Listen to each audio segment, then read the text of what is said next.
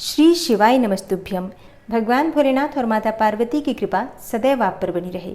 कल की कथा में आपने सुना, विवाह से पूर्व मतलब पार्वती माता के विवाह से पूर्व भगवान शिव के दर्शन मेनका करना चाहती हैं। क्यों करना चाहती हैं?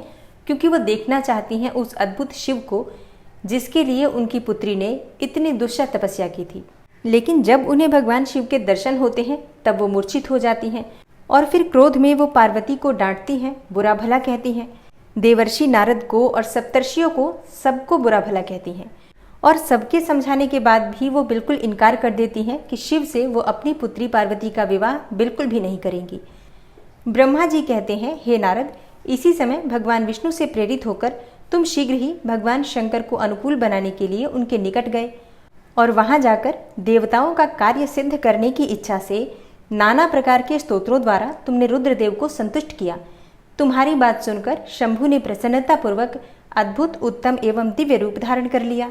ऐसा करके उन्होंने अपने दयालु स्वभाव का परिचय दिया। हे मुने, भगवान शंभु का यह स्वरूप कामदेव से भी अधिक सुंदर तथा लावण्य का परम आश्रय था। उनका दर्शन करके तुम बड़े प्रसन्न हुए और उस स्थान पर गए जहाँ सबके साथ मैना विद्यमान थी। वहाँ पहुँचकर तुमने कहा, हे विशाल नेत्रों वाली मैंने, भगवान शिव के उस सर्वोत्तम रूप का दर्शन करो। यह रूप प्रकट करके उन करुणामय शिव ने तुम पर बड़ी ही कृपा की है। तुम्हारी यह बात सुनकर शैलराज की पत्नी मेनका आश्चर्यचकित हो गई। उन्होंने शिव के उस परमानंददायक रूप का दर्शन किया जो करोड़ों सूर्यों के समान तेजस्वी, सर्वांग सुंदर, विचित्र वस्त्रधारी तथा नाना प्रकार के आभूषणों से विभूषित था। वह अत्यंत सुंदर, सुंदर हास्य से सुशोभित, ललित लावण्य से लसित, मनोहर, गौरवर्ण, द्युतिमान तथा चंद्रलेखा से अलंकृत था। विष्णु आदि संपूर्ण देवता बड़े प्रेम से भगवान शिव की सेवा कर रहे थे। सूर्यदेव ने छत्र लगा रखा था। चंद्रदेव मस्तक का मुकुट बनकर उनकी शोभा बढ़ा रहे थे। इन सब साधनों से भगवान शंकर सर्वथा रमणीय जान पड़ते थे। उनका वाहन भी अनेकों प्रकार के आभूषणों से विभूषित था। उसकी महाशोभा का वर्णन नहीं हो सकता था। गंगा और यमुना भगवान शिव को सुंदर चंवर डुला रही थी और 8 सिद्धियां उनके आगे नाच रही थी। उस समय मैं, भगवान विष्णु तथा इंद्र आदि सब देवता अपने अपने वेश को भली भांति विभूषित करके पर्वतवासी भगवान शिव के साथ चल रहे थे। नाना रूपधारी शिव के गण खूब सज धज कर अत्यंत आनंदित होकर शिव के आगे आगे चल रहे थे। सिद्ध उपदेवता, समस्त मुनि तथा अन्य सब लोग भी महान सुख का अनुभव करते हुए अत्यंत प्रसन्नतापूर्वक शिव के साथ यात्रा कर रहे थे। इस प्रकार देवता आदि सब लोग विवाह देखने के लिए उत्कंठित हो खूब सज धज कर अपनी पत्नियों के साथ परब्रह्म शिव का यशोगान करते हुए जा रहे थे। विश्वासु आदि गंधर्व अप्सराओं के साथ होकर शंकर जी के उत्तम यश का गान करते हुए उनके आगे आगे चल रहे थे। हे मुनिश्रेष्ठ, महेश्वर के शैलराज के द्वार पर पधारते समय इस प्रकार वहां नाना प्रकार का महान उत्सव हो रहा था। हे मुनीश्वर, उस समय वहां परमात्मा शिव की जैसी शोभा हो रही थी उसका विशेष रूप से वर्णन करने में कौन समर्थ हो सकता है। उन्हें वैसे विलक्षण रूप में देखकर मैना क्षण भर के लिए चित्रलिखी सी रह गई।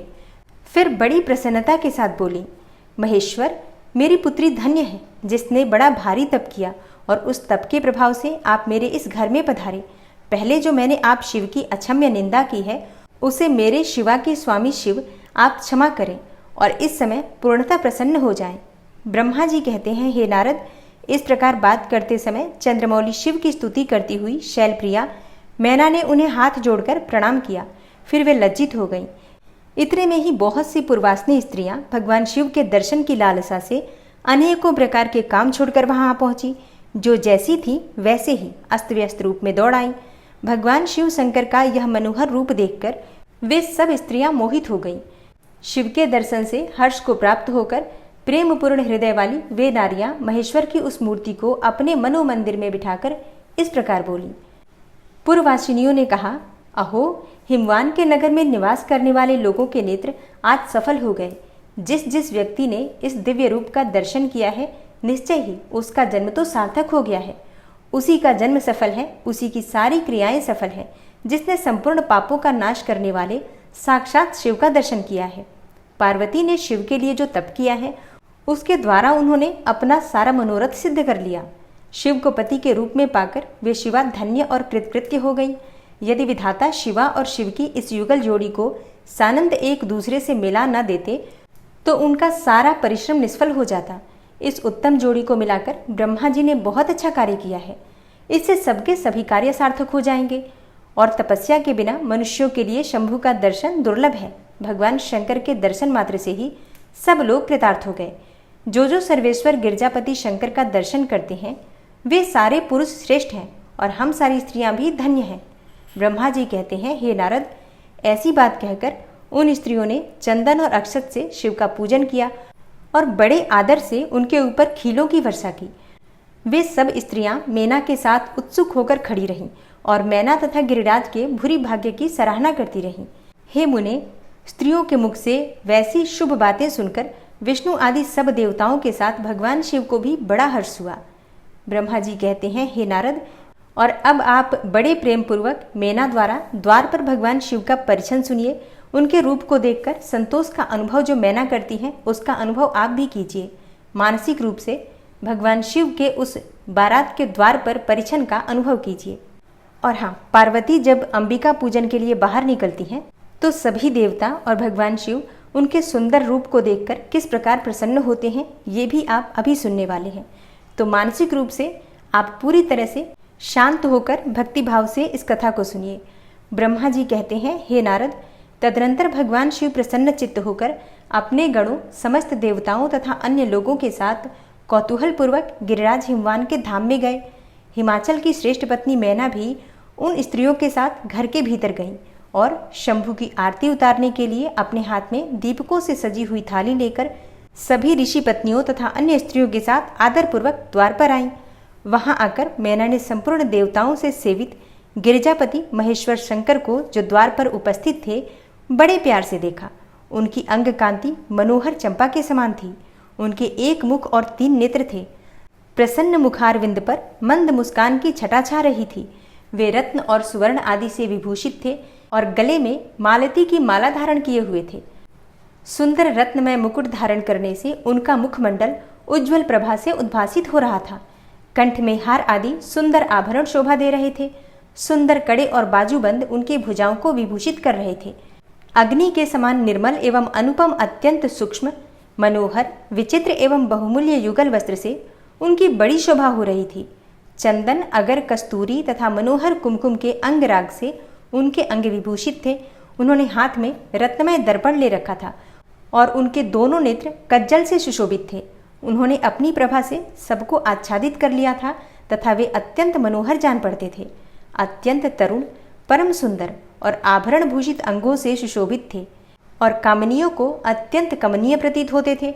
उनमें व्यग्रता का अभाव था। उनका मुखारविंद कोटि चंद्रमाओं से भी अधिक आह्लाददायक था। उनके श्री अंगों की छवि कोटि कामदेवों से भी अधिक मनोहारिणी थी। वे अपने सभी अंगों से परम सुंदर थे।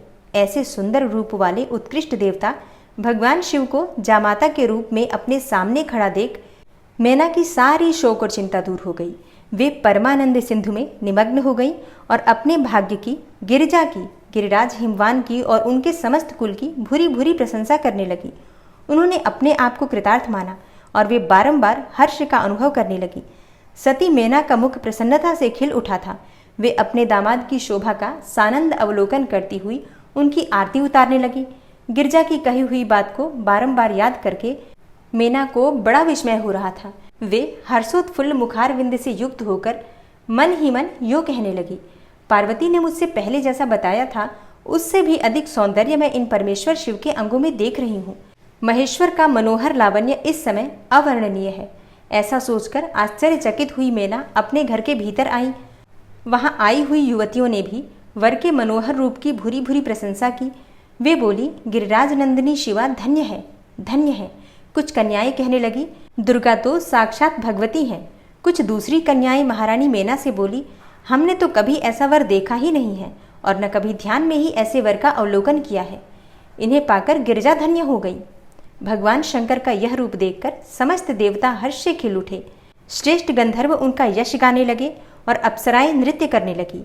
बाजा बजाने वाले लोग मधुर ध्वनि में अनेकों प्रकार की कला दिखाते हुए आदरपूर्वक भांति भांति के बाजे बजा रहे थे। हिमाचल ने भी आनंदित होकर द्वारोचित मंगलाचार किया। समस्त नारियों के साथ मैना ने भी महान उत्सव मनाते हुए वर का परीक्षण किया। फिर वे प्रसन्नतापूर्वक घर में चली गई। इसके बाद भगवान शिव अपने गणों और देवताओं के साथ अपने को दिए गए स्थान अर्थात जनवासी में चले गए। इसी बीच में गिरिराज के अंतःपुर की स्त्रियां दुर्गा को लेकर कुल देवी की पूजा के लिए बाहर निकली। वहां देवताओं ने, जिनकी पलकें कभी नहीं गिरती थी, प्रसन्नतापूर्वक पार्वती को देखा। उनकी अंग कांति नील अंजन के समान थी। वे अपने मनोहर अंगों से ही विभूषित थीं। उनका कटाक्ष केवल भगवान त्रिलोचन पर ही आदरपूर्वक पड़ता था। दूसरे किसी पुरुष की ओर उनके नेत्र नहीं जाते थे। उनका प्रसन्न मुख मंद मुस्कान से सुशोभित था। वे कटाक्षपूर्ण दृष्टि से देखती थी और बड़ी मनोहारिणी जान पड़ती थी। उनके केशों की चोटी बड़ी ही सुंदर थी। कपोलों पर बनी हुई मनोहर पत्रभंगी उनकी शोभा बढ़ाती थी। ललाट में कस्तूरी की बेंदी के साथ ही सिंदूर की बिंदी शोभा दे रही थी। वक्षस्थल पर श्रेष्ठ रत्नों के सारभूत हार से दिव्य दीप्ति छटक रही थी। रत्नों के बने हुए केयूर, वलय और कंकण से उनकी भुजाएं अलंकृत थीं। उत्तम रत्नमय कुंडलों से उनके मनोहर कपोल जगमगा रहे थे। उनकी दंत पंक्ति मणियों तथा रत्नों की प्रभा को भी छीन लेती थी और मुख की शोभा बढ़ाती थी। मधु से पूरित अधर और ओष्ठ बिंब फल के समान लाल थे। दोनों पैरों में रत्नों की आभा से युक्त महावर शोभा देता था। उन्होंने अपने एक हाथ में रत्न जटित दर्पण ले रखा था और उनका दूसरा हाथ क्रीड़ा कमल से सुशोभित था। उनके अंगों में चंदन, अगर, कस्तूरी और कुमकुम का अंगराग लगा हुआ था। पैरों में पायजेब बज रहे थे और वे अपने लाल लाल तलवों के कारण बड़ी शोभा पा रही थी। समस्त देवता आदि ने जगत की आदि कारणभूता जगत जननी पार्वती देवी को देखकर भक्तिभाव से मस्तक झुकाकर मेना सहित उन्हें प्रणाम किया। त्रिलोचन शिव ने भी बड़ी प्रसन्नता के साथ कनखियों से उन्हें देखा और उनमें सती की आकृति देखकर अपनी विरह वेदना को त्याग दिया।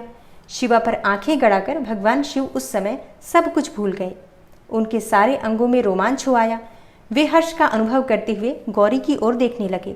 गौरी उनकी आंखों में ही समा गई थी। इधर कालीपुरी से बाहर जाकर अंबिका देवी जी की पूजा करने के पश्चात ब्राह्मण पत्नियों के साथ पुनः अपने पिता के रमणीय भवन में लौट आई। भगवान शंकर भी मुझ ब्रह्मा, विष्णु तथा देवताओं के साथ हिमाचल के बताए हुए अपने नियत स्थान पर प्रसन्नतापूर्वक गए। वहां गिरिराज के द्वारा नाना प्रकार की सुंदर समृद्धि से सम्मानित हुए वे सब लोग सुखपूर्वक ठहर गए और भगवान शिव की सेवा करने लगे। और अब आप सुनेंगे वर पक्ष के आभूषणों से विभूषित शिवा की निराजना। कन्यादान के समय वर के साथ सब देवताओं का हिमाचल के घर के आंगन में विराजना तथा वर वधु के द्वारा एक दूसरे का पूजन करना। तो ब्रह्मा जी कहते हैं, हे नारद, तदनंतर गिरिश्रेष्ठ हिमवान ने प्रसन्नता और उत्साह के साथ वेद मंत्रों के द्वारा दुर्गा और शिव का उपस्नान करवाया। तत्पश्चात गिरिराज की प्रार्थना से श्री विष्णु आदि सब देवता तथा मुनि कौतूहल पूर्वक उनके घर के भीतर गए। वहां उन्होंने वैदिक और लौकिक आचार का यथार्थ रीति से पालन करके भगवान शिव के दिए हुए आभूषणों से देवी शिवा को अलंकृत किया। सखियों और ब्राह्मणों की पत्नियों ने पहले पार्वती को स्नान करवाया, फिर सब प्रकार से वस्त्राभूषणों द्वारा विभूषित करके उनकी आरती उतारी। तीनों लोकों की जननी महाशैलपुत्री सुंदरी शिवा दिव्य वस्त्र और आभूषणों से सुसज्जित होकर मन ही मन भगवान शिव का ध्यान करती हुई वहीं बैठी। उस समय उनकी बड़ी शोभा हो रही थी। उस अवसर पर दोनों पक्षों में महान आनंददायक उत्सव होने लगा। ब्राह्मणों को शास्त्रोक्त रीति से नाना प्रकार का दान किया गया। अन्य लोगों को भी वहां भांति भांति के बहुत से द्रव्य बांटे गए। विशेष उत्सव के साथ गीत और वाद्य आदि के द्वारा लोगों का मनोरंजन किया गया। तदनंतर मैं ब्रह्मा, भगवान विष्णु, इंद्र आदि देवता तथा मुनि ये सब के सब बड़ी प्रसन्नता के साथ सानंद उत्सव मनाते हुए भक्तिभाव से शिवा को प्रणाम करके शिव के चरणार विंदों के चिंतन पूर्वक हिमाचल की आज्ञा लेकर अपने अपने स्थान को चले गए। इसके बाद गर्ग ने कन्यादान का समय जानकर हिमाचल से श्री शंकर तथा बारातियों को बुलाने के लिए कहा। फिर तो बाजे बजने लगे। हिमाचल के मंत्रियों ने जाकर वर और बारातियों से शीघ्र पधारने के लिए प्रार्थना की और वे बोले, कन्यादान के लिए उचित समय आ गया है, अतः आप लोग शीघ्र ही मंडप में पधारें। तदनंतर भगवान शिव को सुंदर वस्त्र और आभूषणों से सुसज्जित करके वृषभ की पीठ पर बिठाया गया और जय बोलते हुए सब लोग चले। भगवान शंकर को आगे करके बाजे बजाते और कौतुक करते हुए सभी बाराती हिमालय के घर को गए। हिमाचल के भेजे हुए ब्राह्मण तथा श्रेष्ठ पर्वत कौतूहल पूर्वक शंभू के आगे आगे चलते थे। भगवान के मस्तक पर बहुत बड़ा छत्र तना हुआ था। सब ओर से उन्हें चंवर डुलाया जाता था तथा वे महेश्वर चंदोवे के नीचे होकर चलते थे। मैं, विष्णु, इंद्र और लोकपाल आगे रहकर उत्तम शोभा से सुशोभित हो रहे थे। उस समय महान उत्सव के समय शंख, भेरी, पटह, आनक और गोमुख आदि बाजे बारंबार बज रहे थे। इन सबके साथ जगत के एकमात्र जीवन बंधु भगवान शिव परमेश्वरोचित तेज से संपन्न होकर यात्रा कर रहे थे। उस समय समस्त देवेश्वर उनकी सेवा में उपस्थित होकर बड़े हर्षोल्लास के साथ उन पर फूलों की वर्षा करते थे।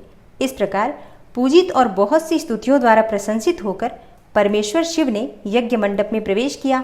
वहां श्रेष्ठ पर्वतों ने शिव को वृषभ से उतारा और महान उत्सव के साथ प्रेम पूर्वक उन्हें घर के भीतर ले गए। हिमालय ने भी घर में आए हुए देवताओं सहित महेश्वर को विधि पूर्वक भक्ति भाव से प्रणाम करके उनकी आरती उतारी।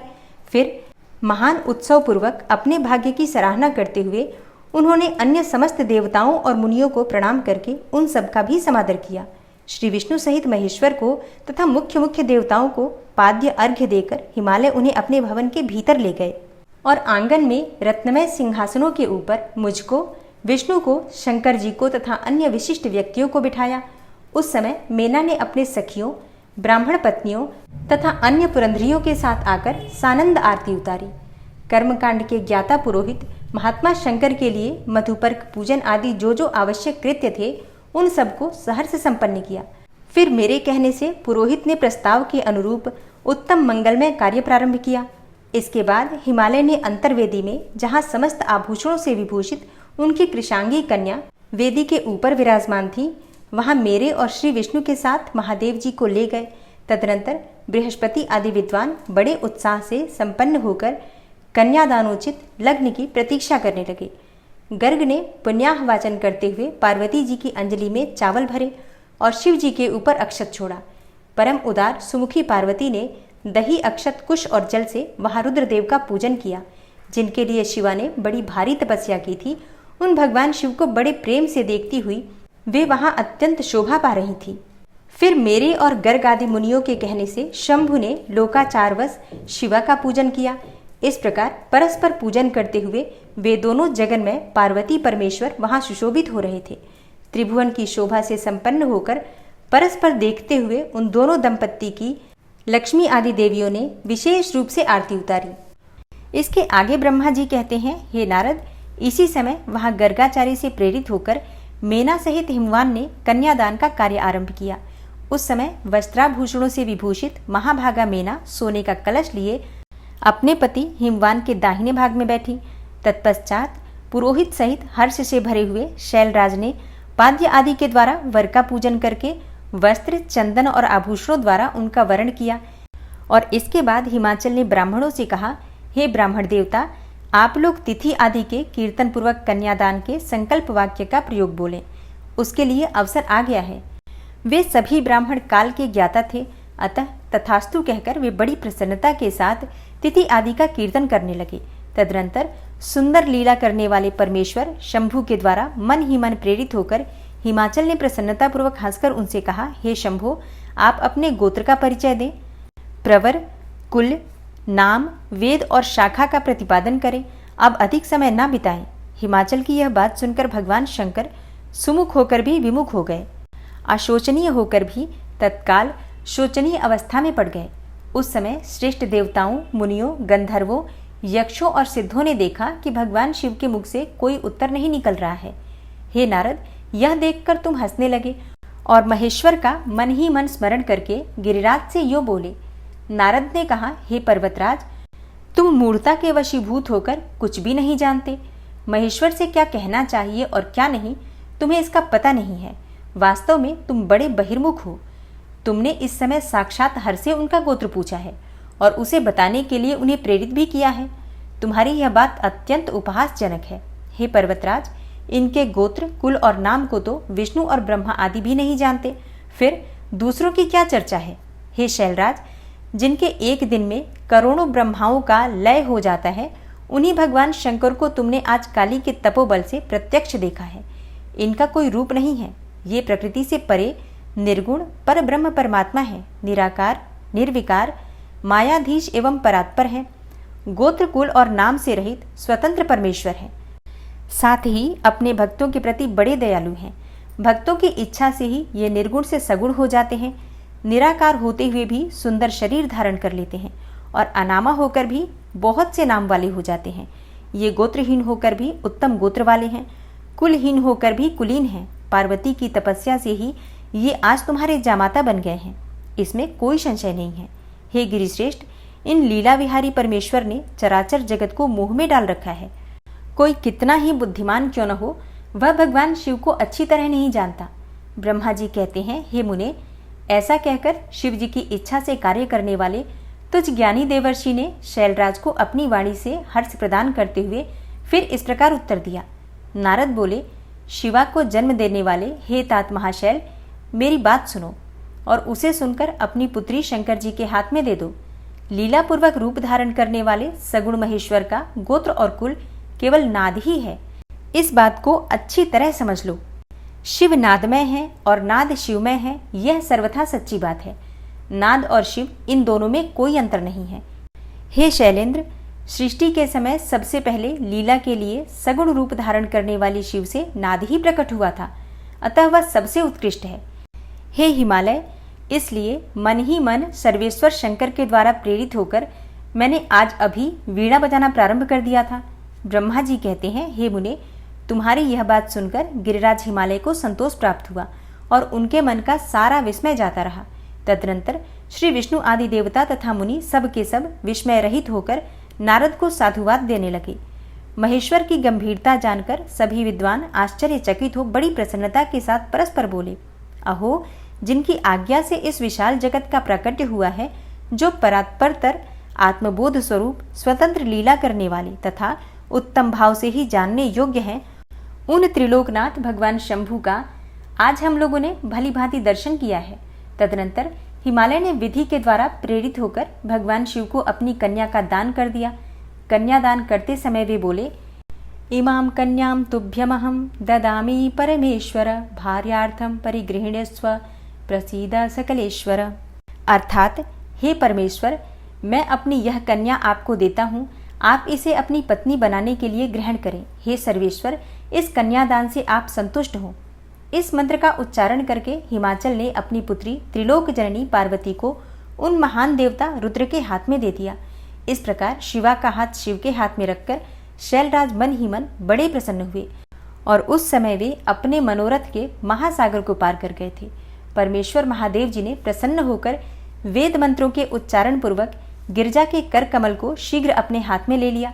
हे मुने, लोकाचार के पालन की आवश्यकता को दिखाते हुए उन भगवान शंकर ने पृथ्वी का स्पर्श करके काम संबंधी मंत्र का पाठ किया।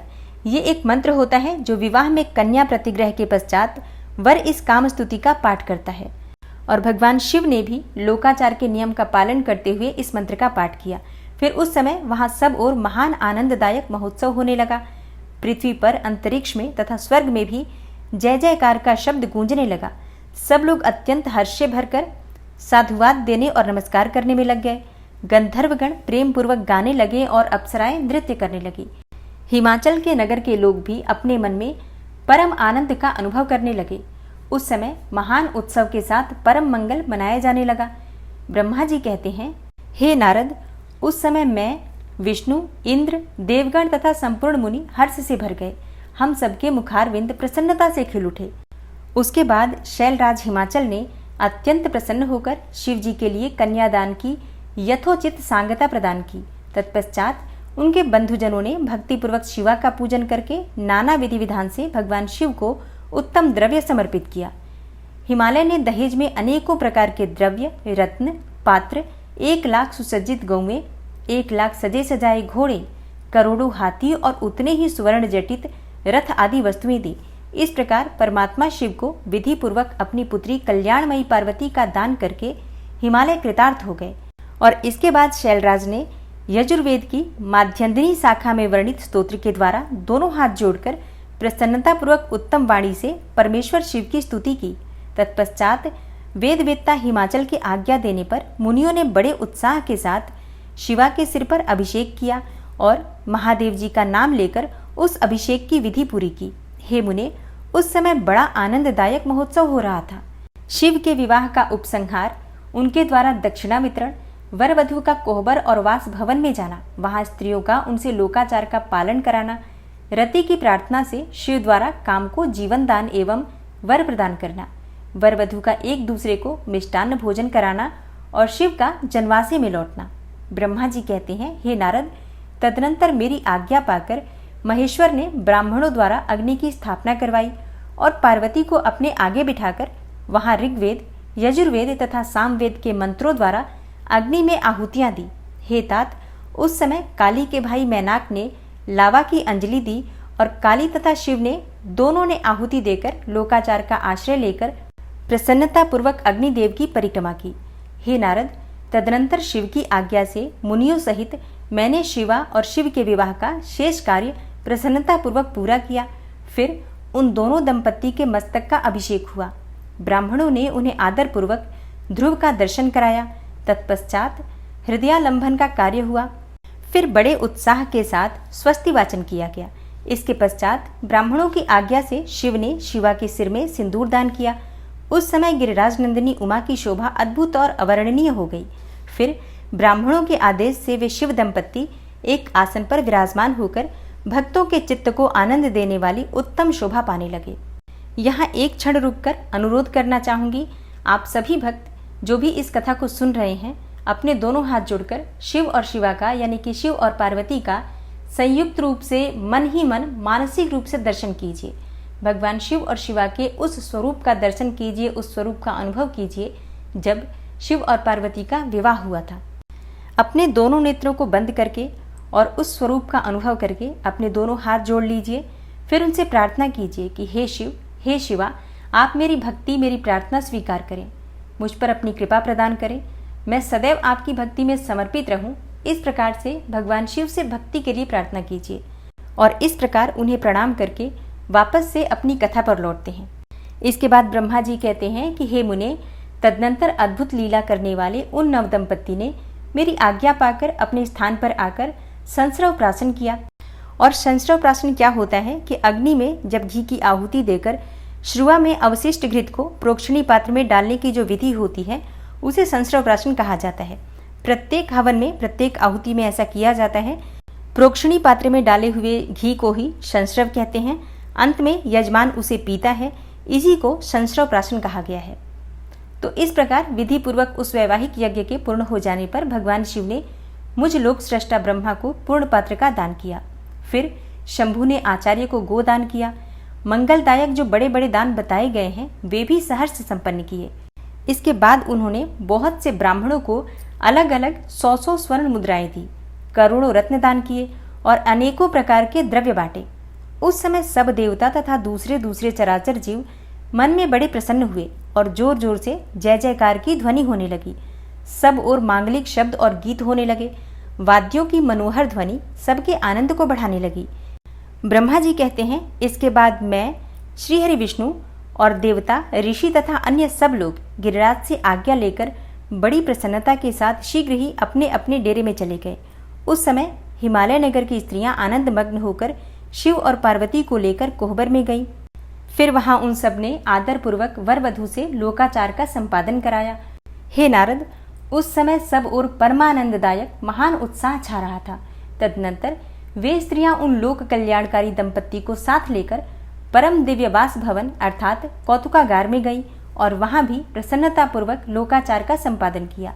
इसके बाद गिरिराज के नगर की स्त्रियों ने समीप आकर मंगल कृत्य करके उन नव दंपत्ति को केलिगृह में पहुंचाया और जय ध्वनि करती हुई उनके गठबंधन की गांठ खोलने आदि का कार्य संपन्न किया।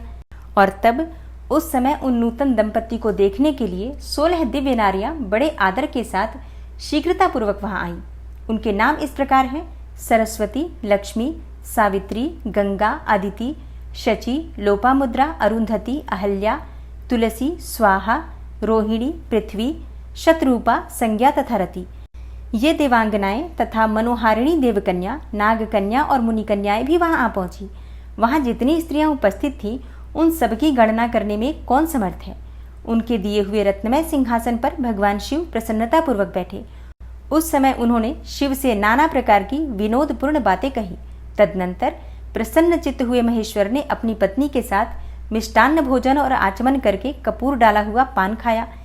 अब इसी अवसर पर अनुकूल समय जानकर प्रसन्न हुई रति देवी ने दीनवत्सल भगवान शंकर से कहा, हे भगवान, देवी पार्वती का पाणी ग्रहण करके आपने अत्यंत दुर्लभ सौभाग्य प्राप्त किया है। बताइए, मेरे प्राणनाथ को जो सर्वथा स्वार्थ रहित थे, आपने क्यों भस्म कर डाला? अब आप यहाँ मेरे पति को जीवित कीजिए और अपने अंतःकरण में काम संबंधी व्यापार को जगाइए। आपको और मुझको जो समान रूप से वियोग जनित संताप प्राप्त हुआ है, उसे दूर कीजिए। हे महेश्वर, आपके विवाहोत्सव में सब लोग सुखी हुए हैं, केवल मैं ही अपने पति के बिना दुख में डूबी हुई हूँ। हे देव, हे शंकर, प्रसन्न होइए और मुझे भी सनाथ कीजिए। हे दीनबंधो, हे परम प्रभु, अपनी कही हुई बात को सत्य कीजिए। चराचर प्राणियों सहित तीनों लोकों में आपके सिवा दूसरा कौन है जो मेरे दुख का नाश करने में समर्थ हो? ऐसा जानकर आप मुझ पर भी दया कीजिए। रति ने आगे कहा, दीनों पर दया करने वाले हे नाथ, सबको आनंद प्रदान करने वाले अपने इस विवाहोत्सव में मुझे भी उत्सव संपन्न बनाइए। मेरे प्राणनाथ के जीवित होने पर ही अपनी प्रिया पार्वती के साथ आपका सुंदर विहार परिपूर्ण होगा। इसमें तनिक भी संशय नहीं है। इसलिए हे सर्वेश्वर, आप सब कुछ करने में समर्थ हैं, क्योंकि आप ही परमेश्वर हैं। इसलिए हे परमेश्वर, यहाँ अधिक कहने से क्या लाभ है? हे सर्वेश्वर, आप शीघ्र मेरे पति को जीवित कर दीजिए। ऐसा कहकर रति ने गांठ में बंधा हुआ कामदेव के शरीर का जो भस्म था वो शंभू को दे दिया और उनके सामने हा नाथ कहकर रोने लगी। रति का रोदन सुनकर सरस्वती आदि सभी देवियां रोने लगी और अत्यंत दीनवाणी में बोली, हे प्रभु, आपका नाम भक्त वत्सल है। आप दीन बंधु और दया के सागर हैं। अतः काम को जीवन दान दीजिए और रति को उत्साहित कीजिए। आपको नमस्कार है। ब्रह्मा जी कहते हैं, हे नारद, उन सब की यह बात सुनकर महेश्वर प्रसन्न हो गए और उन करुणा सागर प्रभु ने तत्काल ही रति पर कृपा की। भगवान शूलपाणी की अमृतमयी दृष्टि पड़ते ही पहले जैसे रूप, वेश और चिन्ह से युक्त अद्भुत मूर्तिधारी सुंदर कामदेव उस भस्म से प्रकट हो गया। अपने पति को वैसे ही रूप, आकृति, मंद मुस्कान और धनुष बाण से युक्त रति देवी ने देखकर महेश्वर को प्रणाम किया। ब्रह्मा जी आगे कहते हैं, हे नारद, वह कृतार्थ हो गई। फिर उसने अपने प्राणनाथ की प्राप्ति कराने वाले भगवान शिव का अपने जीवित पति के साथ हाथ जोड़कर बारंबार स्तवन किया। पत्नी सहित काम की हुई स्तुति को सुनकर दयार्द्र हृदय भगवान शंकर अत्यंत प्रसन्न हुए और इस प्रकार बोले। भगवान शंकर ने कहा, हे मनोभव, पत्नी सहित तुमने जो स्तुति की है उससे मैं बहुत प्रसन्न हूँ। स्वयं प्रकट होने वाले काम, तुम वर मांगो, मैं तुम्हें मनोवांछित वस्तु दूंगा। शंभू का यह वचन सुनकर कामदेव महान आनंद में निमग्न हो गया और हाथ जोड़कर मस्तक झुकाकर गदगद वाणी में बोला। कामदेव ने कहा, हे देवदेव, हे महादेव, हे करुणा सागर, हे प्रभु, यदि आप मुझ पर प्रसन्न हैं तो मेरे लिए आनंददायक होइए। हे प्रभु, पूर्व काल में मैंने जो जो अपराध किया था उसे क्षमा कीजिए। स्वजनों के प्रति परम प्रेम और अपने चरणों की भक्ति दीजिए। कामदेव का यह कथन सुनकर परमेश्वर शिव बोले, बहुत अच्छा। इसके बाद उन करुणानिधि ने हंसकर कहा, हे महामते कामदेव, मैं तुम पर प्रसन्न हूँ। तुम अपने मन से भय को निकाल दो, भगवान विष्णु के पास जाओ और इस घर से बाहर ही रहो। तदनंतर काम शिवजी को प्रणाम करके बाहर आ गया। विष्णु आदि देवताओं ने उसे आशीर्वाद दिया। इसके बाद भगवान शंकर ने उस वास भवन में पार्वती को बाएं बिठाकर मिष्टान्न भोजन कराया और पार्वती ने भी प्रसन्नतापूर्वक उनका मुंह मीठा किया। तदनंतर वहां लोकाचार का पालन करते हुए आवश्यक कृत्य करके मैना और हिमवान की आज्ञा लेकर भगवान शिव जनवासी में चले गए। हे मुने, उस समय महान उत्सव हुआ और वेद मंत्रों की ध्वनि होने लगी। लोग चारों प्रकार के बाजे बजाने लगे।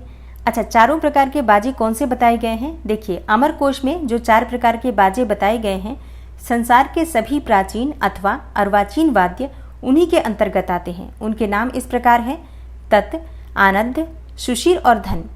तत् वह बाजा है जिसमें तार का विस्तार हो, जैसे कि वीणा, सितार इत्यादि।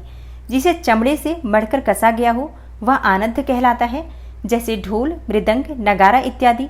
जिसमें छेद हो और उसमें हवा भरकर स्वर निकाला जाता हो उसे सुशीर कहते हैं, जैसे वंशी, शंख, विगुल, हारमोनियम इत्यादि। और कांसे के झांझ को घन कहते हैं। तो इस प्रकार के 4 प्रकार के बाजे होते हैं जो लोग उस समय प्रसन्नतापूर्वक बजा रहे थे। जनवासे में अपने स्थान पर पहुंचकर शिव ने लोकाचारवश मुनियों को प्रणाम किया, श्रीहरि को और मुझे भी मस्तक झुकाया।